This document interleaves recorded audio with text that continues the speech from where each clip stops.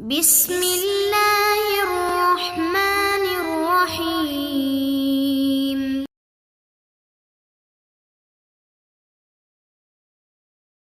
ونصلی علی رسولہ الکریم، اما بعد، فاعوذ باللہ من الشیطان الرجیم، بسم اللہ الرحمن الرحیم۔ السلام علیکم ورحمۃ اللہ وبرکاتہ۔ آج جس بارے میں آپ سے بات کروں گی وہ ہے استغفار کی برکتیں۔ آقا کریم صلی اللہ علیہ وآلہ وسلم نے فرمایا کہ جس شخص نے اپنی زندگی میں استغفار کو لازم قرار دیا تو اللہ تعالیٰ اس کو وہاں سے رزق عطا فرمائے گا جہاں سے اس نے گمان بھی نہیں کیا ہوگا، اور اللہ تعالیٰ اس کے ہر غم اور ہر تکلیف میں اس کے لیے آسانی پیدا کرے گا۔ حضرت انس رضی اللہ تعالیٰ عنہ سے روایت ہے کہ حضور صلی اللہ علیہ وآلہ وسلم نے فرمایا کہ جس طرح لوہے اور تانبے کو زنگ لگتا ہے اسی طرح انسان کے دل کو بھی زنگ لگتا ہے، اور یہ زنگ ہم کس طرح دور کر سکتے ہیں کہ ہم کثرت سے استغفار پڑھیں، ذکر الہی کریں اور قرآن پاک کی تلاوت کریں۔ جس شخص کو اللہ تعالیٰ سے معافی مانگنے کی یا استغفار کرنے کی عادت نہیں ہوتی اس پہ غرور اور تکبر کی ایسی چادر چڑھی ہوتی ہے کہ جب وہ کوئی نیک عمل بھی کرتا ہے تو وہ اسے اللہ تعالیٰ سے جو ہے وہ منسوب نہیں کرتا، بلکہ وہ کہتا ہے کہ یہ میری اپنی ہی کوئی بہتر پلاننگ ہے کا رزلٹ ہے۔ ایک حدیث مبارکہ میں آتا ہے کہ حضور صلی اللہ علیہ وآلہ وسلم نے فرمایا ہے کہ جس شخص کے لیے آسمانوں میں معافی کا فیصلہ کر لیا جاتا ہے اسے ہی جو ہے دنیا میں توفیق ملتی ہے معافی کی اور استغفار کی۔ ایک اور جگہ پہ آپ نے فرمایا کہ جس شخص کی دعاؤں کی قبولیت کا فیصلہ کر لیا جاتا ہے دنیا میں اسے ہی دعا کرنے کی توفیق ملتی ہے۔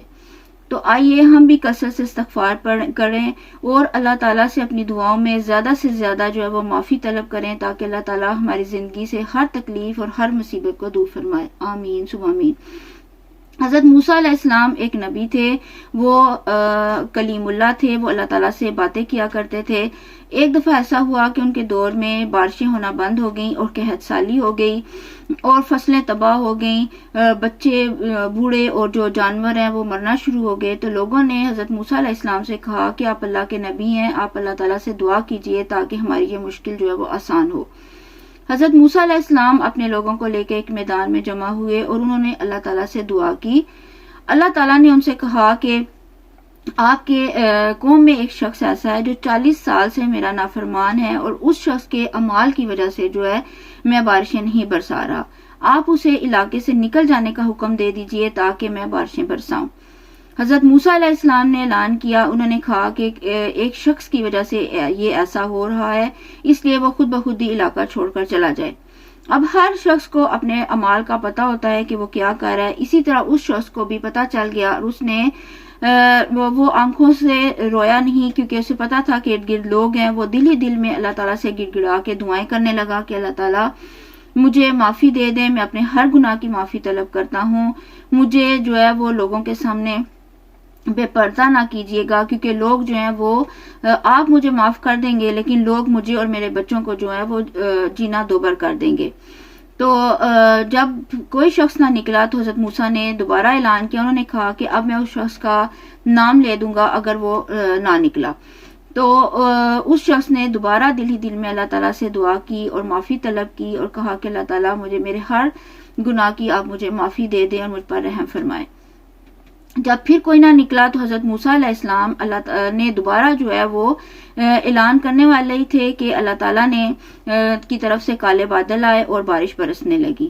سب لوگ بارش کی خوشی میں وہاں سے چلے گئے لیکن حضرت موسیٰ علیہ السلام اللہ تعالیٰ سے دوبارہ ہم کلام ہوئے اور انہوں نے کہا کہ اللہ تعالیٰ بندہ تو کوئی نہیں نکلا تو پھر یہ بارش کیسے برسی؟ تو اللہ تعالیٰ نے ان سے فرمایا کہ جس شخص کی وجہ سے بارش نہیں ہو رہی تھی اسی شخص کی وجہ سے اب میں نے بارش برسائی ہے۔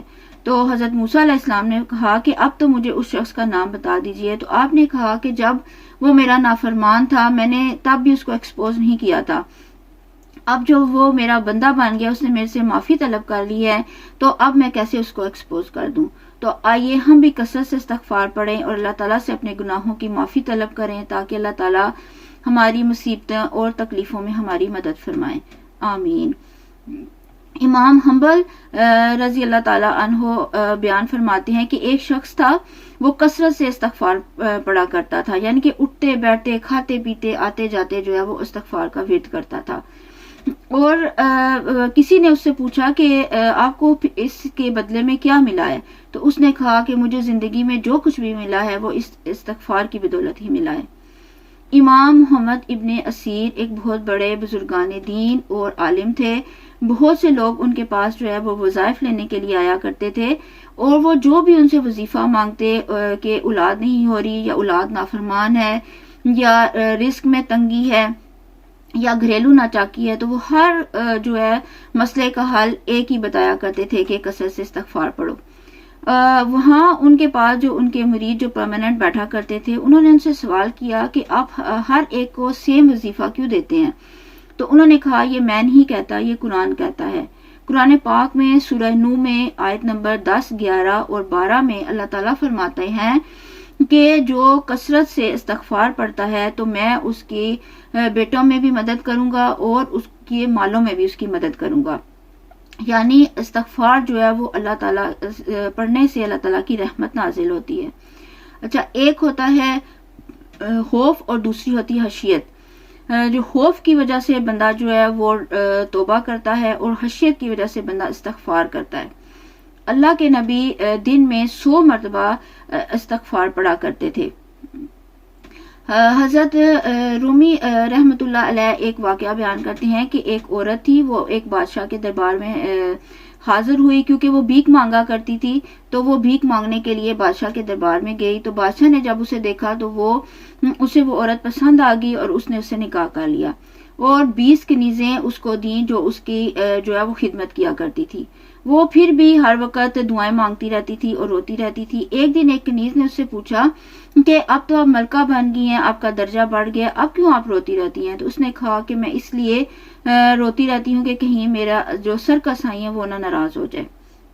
حضرت عمر رضی اللہ تعالیٰ عنہ ہر وقت اس لیے رویا کرتے تھے کہ وہ انہیں تھا کہ جو ہے وہ نبی کریم جو ہے وہ ان سے ناراض نہ ہو جائیں۔ حضرت عمر فاروق رضی اللہ تعالیٰ عنہ اس لیے ہر وقت رویا کرتے تھے، انہیں تھا کہ جو ہے اللہ تعالیٰ کا فضل ہم سے نہ روٹ جائے۔ حضرت علی رحمۃ اللہ علیہ جو ہے وہ ہر وقت اس لیے استغفار کمرے میں بیٹھ کے پڑھا کرتے تھے، انہیں ہوتا تھا کہ اللہ اور اللہ کے جو رسول ہیں وہ ان سے جو ہے وہ ناراض نہ ہو جائیں۔ یہ تھی خشیت۔ اللہ تعالیٰ ہمیں بھی خشیت الہی میں زیادہ سے زیادہ جو ہے وہ استغفار کرنے کی توفیق دے، آمین ثم آمین۔ ایک شخص ایک بزرگ کے پاس گیا، اس نے کہا کہ میں بہت پریشان ہوں اور آپ میرے لیے دعا کیجئے۔ تو انہوں نے کہا کہ آپ اللہ تعالیٰ کے ساتھ باتیں کریں، میں بھی اللہ تعالیٰ سے بات کروں گا تو اللہ تعالیٰ آپ کی پریشانی دور کریں گے۔ اور انہوں نے کہا کہ جو شخص جو ہے وہ اللہ تعالیٰ لوگوں کے ساتھ تکلیفیں یا پریشانیاں شیئر کرتا ہے تو لوگ جو ہیں وہ اس کی عزت جو ہے وہ کم ہوتی ہے اور لوگ اس کا مذاق کرتے ہیں، اور جب بندہ اللہ تعالیٰ کے ساتھ اپنی پریشانی جو ہے وہ شیئر کرتا ہے تو اللہ تعالیٰ اس کی عزت بڑھاتا ہے۔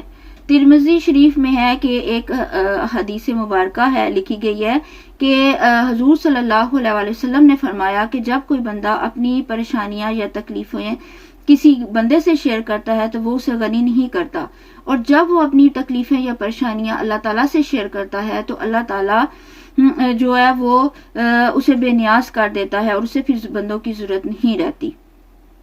تو ہمیں بھی چاہیے کہ ہم اپنی ہر غم ہر تکلیف کو اللہ تعالیٰ سے شیئر کریں، کیونکہ وہی مدد کرنے والا ہے اور وہی بے شک بہتر مدد کر سکتا ہے۔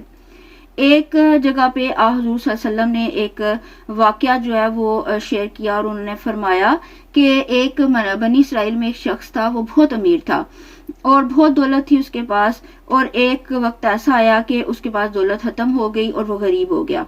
اس نے اللہ تعالیٰ سے توبہ کی اور اللہ تعالیٰ سے مدد مانگی، تو اللہ تعالیٰ نے فرشتوں کو حکم دیا کہ اسے دولت سے نواز دو۔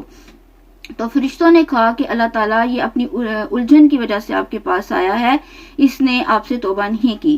تو اللہ تعالیٰ نے کہا کہ کسی بھی وجہ سے آیا ہے، آیا تو ہے، آپ جو ہیں مجھے پتا ہے یہ سب، آپ اس کو نواز دیں، دولت سے نواز دیں۔ تو فرشتوں نے کہا کہ یہ جب دولت ملنے پر یہ دوبارہ نہیں آئے گا۔ تو اللہ تعالیٰ نے فرمایا کہ مجھے یہ بھی پتا ہے، آپ پھر بھی اس کو دے دیں۔ جب 70 دفعہ ایسے ہوا کہ اس نے اللہ تعالیٰ سے رجوع کیا اور اللہ تعالیٰ نے اسے نوازا۔ حضور صلی اللہ علیہ وسلم آگے بیان کرتے ہیں کہ پھر ایسا ہوا کہ ایک رات وہ بستر پر لیٹا اور اسے احساس ہوا کہ وہ کتنا جھوٹا شخص ہے، کہ وہ اللہ تعالیٰ کے پاس جب بھی جاتا ہے توبہ کرتا ہے تو اللہ کتنا کریم ہے، وہ ہمیشہ اسے آگے سے نواز دیتا ہے۔